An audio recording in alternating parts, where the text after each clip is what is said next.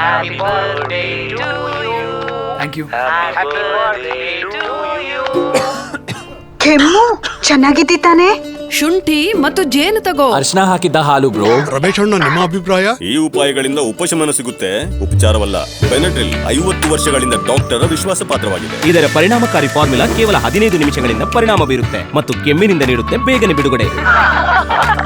ಬೇರೇನು ಬೇಕಾಗಿಲ್ಲ, ಬೆನಡ್ರಿಲ್ನ ಉಪಚಾರವೇ ಸೂಕ್ತ.